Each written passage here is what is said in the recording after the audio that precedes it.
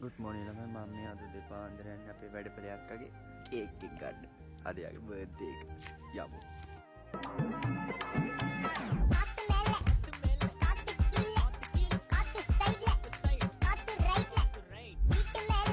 මේ අස්සේ මේ නාම මව කණ්ඩ හදනවා ළමයි.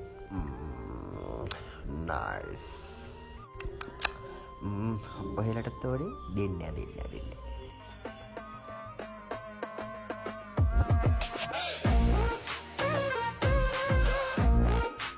දැන් මේ උඹලා හිතන්නේ අපේ මම මේක ස්පීඩ් දාලා කියලා නෑ අක්කෝ මේ අපේ අම්මා එන්නේ පැයට 70 80ක වේගෙන් ළමයි. ඕන් දැන් හිතන් ඉන්න පේරෝනේ. ගාලේ යන තැටි. උඹලට මේක සද්ද දාන්න බෑ බා. ටකරමක් වගේ.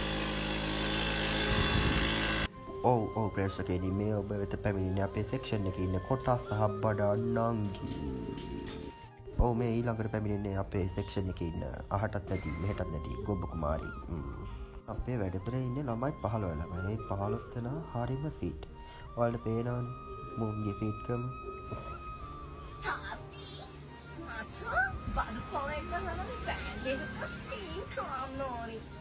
මංගෝලාගේ කොයි කරුද ඇත අලාමී ප්‍රේසික්‍රේ. ඔයාලා දන්නවද ළමයි මේ අක්කා අවුරුදු 2ක් ඔයාලා දන්නවද පුදුම කට්ටක් ආව තමයි අද මේ තැනට ඇවිල්ලා තියෙන්නේ. මට ඔයාලට අපේ වැඩපොළ පෙන්වන්න අමතක වුණා. අපේ අක්කයි බර්ත්ඩේ එක ඉදලා පෙන්නලා තියෙන්නේ. මෙතනින් එහාට ළමයි අපි බර්ත්ඩේ එක සමරපු හැටි කෙටියෙන් බලමු.